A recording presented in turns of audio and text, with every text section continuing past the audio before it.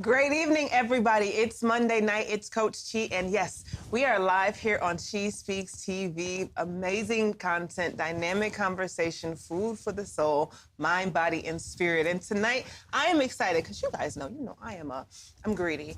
I'm a lover of food. I am a foodie. I have traveled the world and had some amazing dishes. And I don't know about y'all, but good food just does the body good. And then when there's a man cooking, ooh, let me pause for a moment there before I bring up our guest tonight. I want to shout out the amazing, yes, this bottle's a little empty.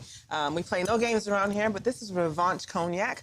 I am a lover and a voice of Revanche Cognac. This is so super smooth. You can get it online, Tower Spirits. Revanche, where we say revenge is the best success. Totally sexy. So this segment tonight will be brought to you by Revanche Cognac and yourtaxgirls.com. It is tax season, and listen, it's all about getting those coins. If you chime into us now, I can get you up to $6,000 in advance. Go to info@yourtaxgirls.com. And of course, shout out to truebluepr.com. They make all the magic happen behind the scenes into my dynamic brand. Seventh of Wonder, we love you. We thank you so much for helping bring the visual and the creative of She Speaks to the marketplace. So tonight, let's get back to the conversation because it's food. And he said something earlier, but I might say it a little bit later in post-production. But here's the thing. Tonight, I have the pleasure of bringing to the table celebrity chef himself, Chef Jay Ponder. He has been seen on the Food Network show. He's been seen on Cutthroat Kitchen, and he has debuted his artistic culinary skills on numerous networks around the country. His celebrity clients include, but are not limited to, Layla Ali, Angela Simmons, and most recently, Young Blue. So listen, welcome to She Speaks TV tonight, Chef Jay Ponder. Chef, how are you? Appreciate it. Thank you so much for having me. Y'all see it? Y'all, he's 6'4". Don't he make me look real little? You see how short I am? You look in real life. I'm little in real life. In real life, no heels tonight. So, Chef, I hear they say all men can cook. Now, I say that men who cook are quite dangerous. Why is that? Yeah, it's just sexy. Just a man that can cook. I mean, they say that a way to a man's heart is through his stomach. That's right. But ladies, I'm sorry, y'all. The way to me is through my stomach. Okay, no, it's flat though, y'all. It's real flat. But listen, is this true? Can all men cook?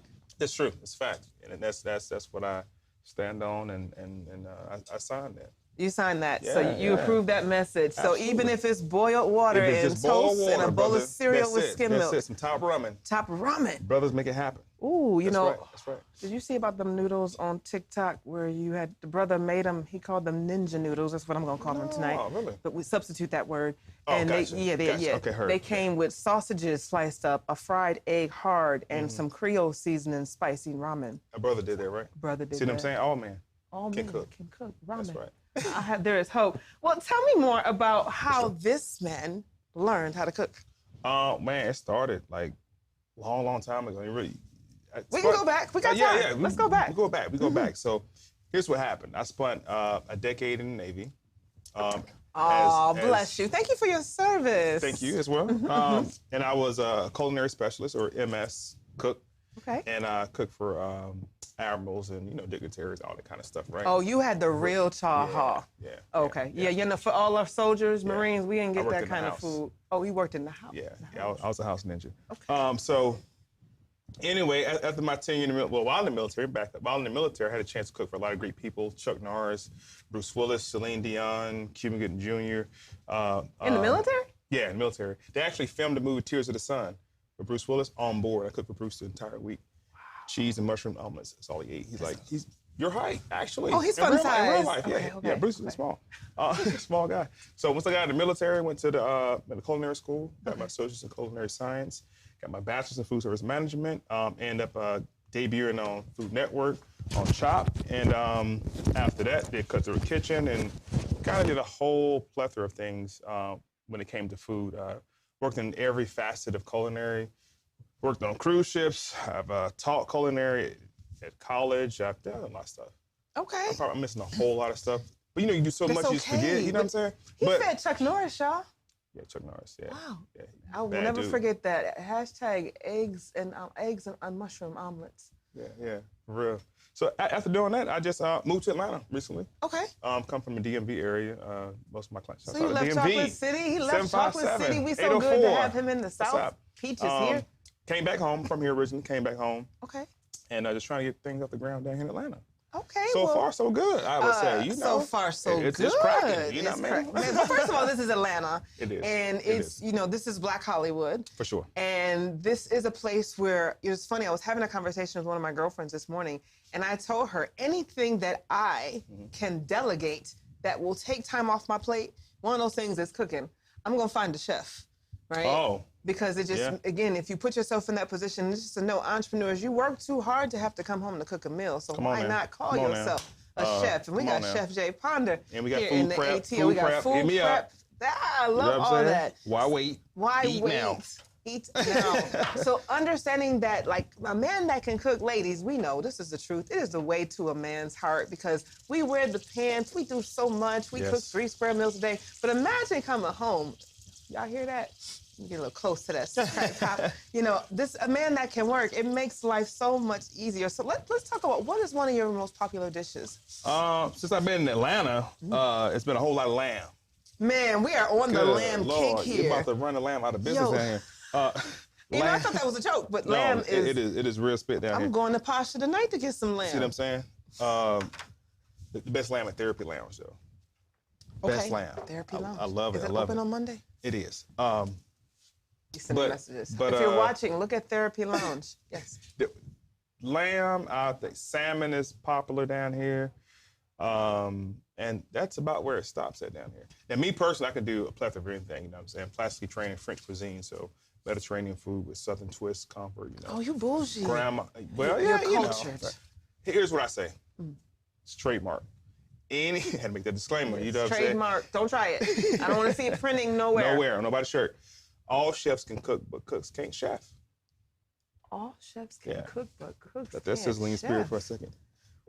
That's fact. It's fact. You know, and I found in Atlanta, this is no shade, but you know, the truth must be spoken. There's a lot of people cooking down here. It is. A lot of cooks down here. It's a lot of cooks. With chef jackets on. But I believe that your gift can make room for you, and everybody that's cooking in Atlanta ain't cooking.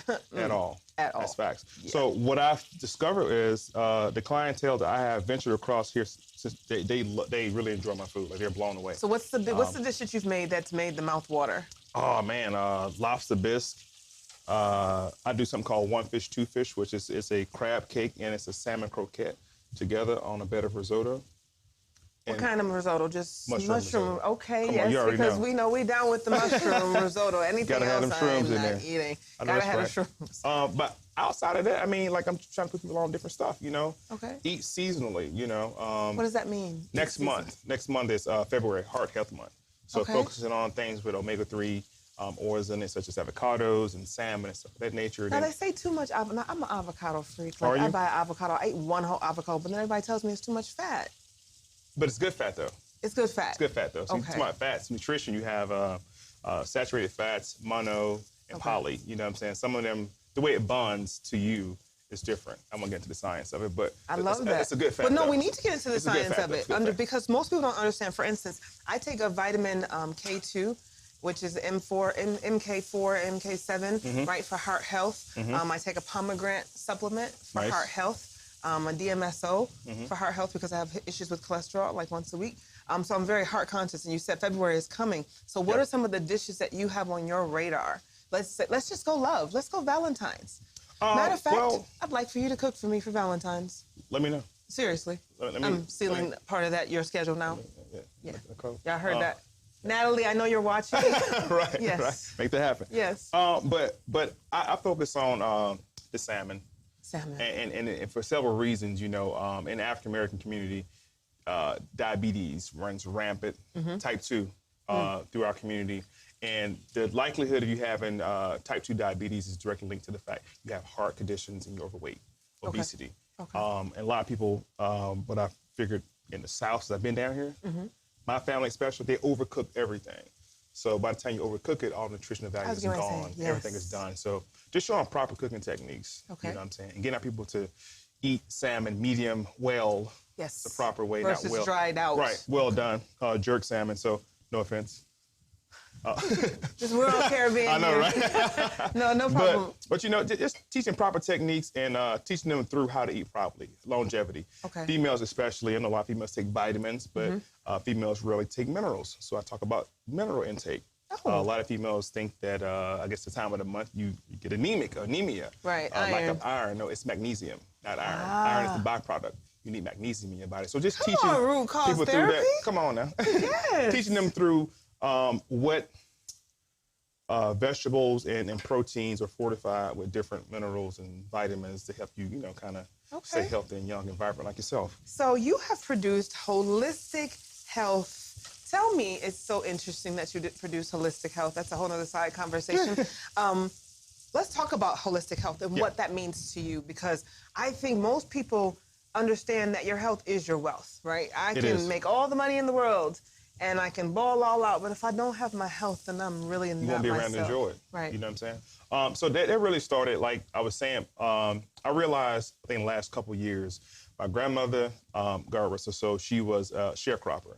Okay. So I grew up 8, 9, 10 years old in the garden. Okay. You know, big old garden. It was huge to us back then, but it wasn't that big for real. Black people do have gardens. Yes, we do. And I rarely saw my grandmother go to the store for anything. You know, she preserved all the peaches and, you know, she old school. My grandfather had a chicken coop, had hunting dogs, everything. So I grew up watching, you know, pigs and chicken get slaughtered in the backyard. And this, now it's called organic. Now it's cool. Back then, That's the real definition of organic. Okay. I didn't know. And it dawned on me, like, my relatives lived in their 80s and 90s. And they was eating the pig and the pork and the fat back on, but they lived longer. And I thought about it, well, everything they ate was right from the ground. Nothing was canned, you know, nothing was out of the store, pesticides and all these other things involved in it. So it dawned on me that, you know, I should take a hard look at how they ate and what they ate, and even going back further past them, the great ancestors, how they ate right out the ground. So once my grandmother passed away from diabetes, I took it real serious and became a certified nutritionist. Wanted to go dietary, a dietitian. Didn't have time for that. But the holistic side of everything is just getting back to nature, man. Eating the right way, you know, learning how to cook stuff the proper way.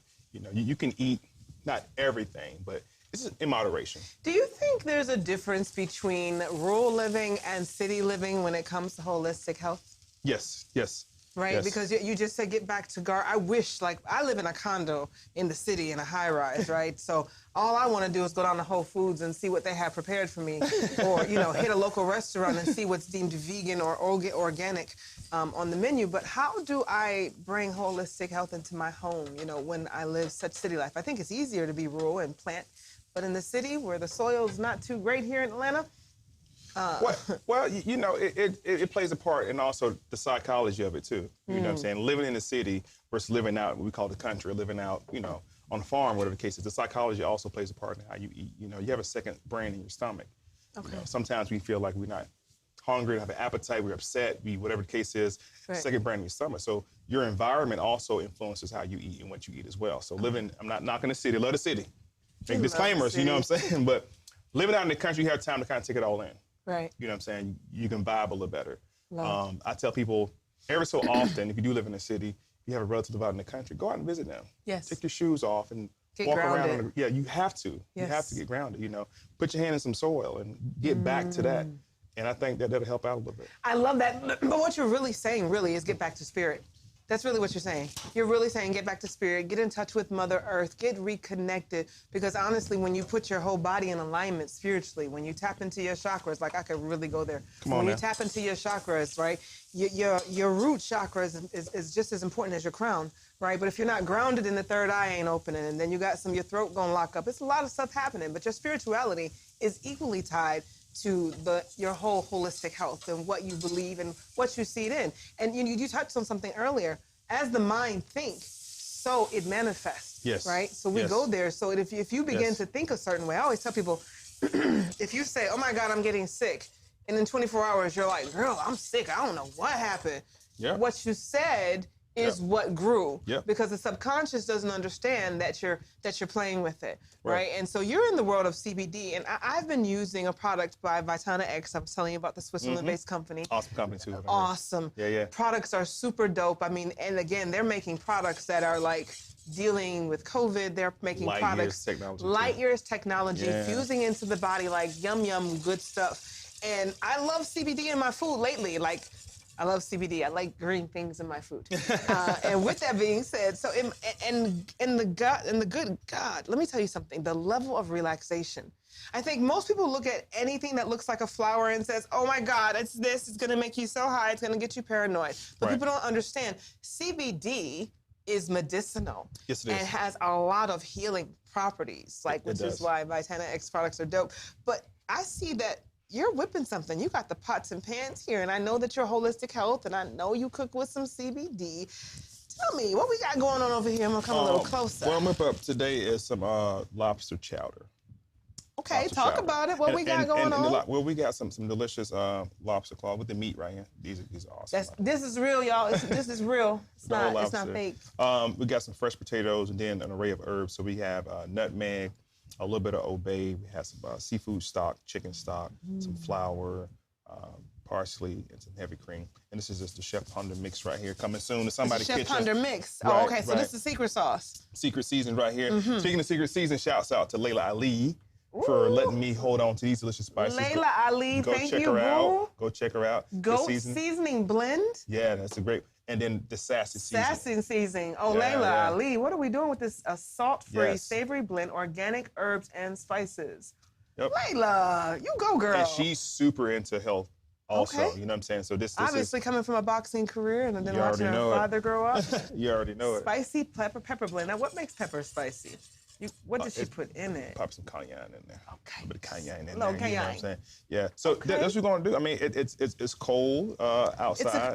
Yes. And it will be cold in Georgia for the next 60 days or so. So this is all part of my initiative. I have a recipe link that I'm putting out. It's on the website, chefjacoby.com. And every month I update with different recipes. So this month it's all about soups, stews, and sauces. And this is one of the soups that I'm featuring in there. If you want to check the recipe out, go to the website, download it, get on it. Next month, I'll be highlighting more stuff, and every month I update the link with more stuff every month. So and so the beautiful thing about spice in cold weather, like we can get a little deep with that because people don't understand that spice. One, it sets the colon ablaze. Like, right? I ain't trying to be graphic or anything, but spice is good for helping things get out of the body exponentially. I made that very clean. Y'all feel me? Y'all know exactly what I'm talking about. Like, ish happens, right? But spice is really good for that. Spice is really good for colds. Yes. It's really good for cutting. Cayenne is really good for cutting fat. For those of y'all that like looking like it. And I know I'm not a doctor, but I'm just a person that loves food and understanding the health and nutritional value of it. And I love CBD, right? And understanding, like, why did you decide to integrate CBD into your cooking methodology? Well, being a veteran, a lot of Hoorah, Semper Fi. Come on now. I'm sorry, he was Navy. He was Navy, y'all. A lot of the veterans I found out, and people abroad, due to PTSD and other conditions, they're taking it, helping them to calm down a little bit. That'd be me. Anxiety and stuff like that. So it's great. But when it comes to cooking CBD, you don't want to cook with it directly like an olive oil or avocado oil. Okay, how do we cook with it? When you want to just add it to like salad dressings or something like that. If you heat it above 120, you actually break down the molecules, and it's no good. It has a real bitter taste to it. So what is it? Is it not even CBD anymore when you do that? It's not. You kind of kill it a little bit. Okay. It has a very, very low smoke point, which means like the hotter it gets, it breaks down. So olive oil gets too hot, it breaks down. Avocado oil breaks down. Okay. And that's not how you want to utilize it. Right. You want to use it in dressings or just put it on your food directly. So for instance, if we have some right now, after I make the soup, I just put a couple of drops in the soup, and that's it. Very simple. Yeah. It's getting there. It's getting there. It's the business. Now, this chowder, potatoes in it, making a chowder. I could have made a biscuit with it or anything like that as well. Just a thick version of a soup. But this is a cream-based soup. The base that you guys didn't see was garlic, onions, and celery. That's all the good stuff. What you cannot smell is... Smell-o-vision. Smell-o-vision? Oh, I love that. But it's... I don't know about you, but good food just sets a mood. It sets a tone. Good food sets a mood. It sets a mood. Copyright. Copyright that. Nicole, we're going to go ahead and run that shirt. Good food sets a mood. It really does because, again, bad food sets a mood. You know how it is when you go get something that you really want and it ain't right. Oh, you throwing it back. You need to talk to a manager. Something is wrong. Good food has the opposite effect. It sparks the conversation. It keeps dialogue going. And then it makes you crave it. But you just put them potatoes in there real slick, didn't you? Yeah. Y'all ain't see that. But again, good food does the soul good. Like one of my favorite movies is Eat, Pray, Love. Never seen it. Okay, yeah. Well, my girl from Pretty Woman, she decided that she wanted to, life was happening. And she's getting divorced. And she really wanted to go on this voyage. She said she just wanted to go eat good food and relax. She left everything behind, went to Italy. And I mean, literally went to the Italian restaurants, got the pasta, learned how to speak Italian. Wow. Like literally put on 10 pounds in the weight. But it was food that drove her to go on this adventure so she could get back to herself. Just juicy and happy. Just juicy and happy. I love you, Chef. Just juicy and happy. So, you know, you're making a soup and it's cold outside. How filling and how filling? How can I incorporate this into my diet? Is it super fattening? Is it making me lean and mean? What are we doing here? It definitely is because of the heavy cream and then the potatoes starch in there, so you want to stay away from that. So is this for a cheat day for my workout, boss? It's definitely for a cheat day. Okay. It's for a cold, rainy Everything's cold. This is February Georgia. It's 29, 30 degrees at night. It is. It's pretty cold down here. But this is very reminiscent of like a northern situation, you know. The crab, okay, so you brought the norm down here. I brought it down here. Okay, brought it down a little bit. You know, in the South we have gumbo. Wait, that would be about 6 hours souther. Yes. Of us, right? Well, we got Georgia gumbo too.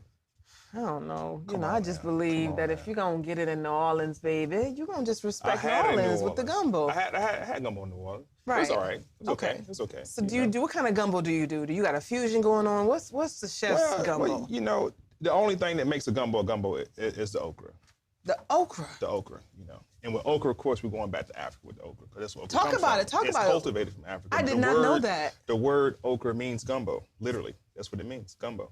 Look at you, translating, speaking different languages and stuff. It's just food history, you know what I'm saying? So, wow. Gumbo can be made anywhere. You know, it wasn't made in New Orleans first. But wait a minute, get to the okra. Why is the okra so dope? Multiple reasons, you know. I like to boil my okra and eat it raw.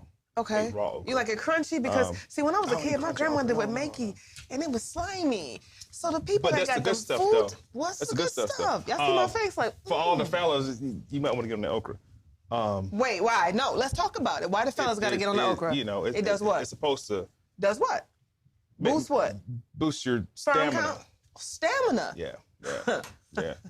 You Gentlemen, know what I'm saying? come a little closer. Okra boosts your stamina. Yeah. Boy, I done learned something new today. Let me. You gonna cook some okra for Valentine's for me? A whole pot of boiled okra. Okay. Boiled okra. And plus, I grew up on it. I grew up on okra. You know. I did too, but it was like, a slime. It was like oatmeal. I couldn't get past the texture. Growing up, I was offended by it because it was very slimy. Fried okra. Fried. I'm here for fried.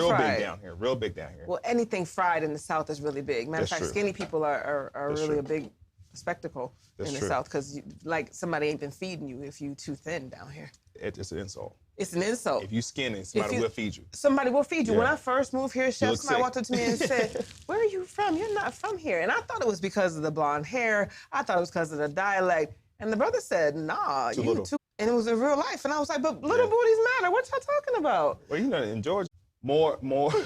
It's her. More information at chefjacoby.com on those tickets. But the speed and cooking class, I always do couples of everything. You know what I'm saying? That's so fun. The single folks like, yo, what's up with that? Got y'all. Let's do it. So what if you're a couple that has more than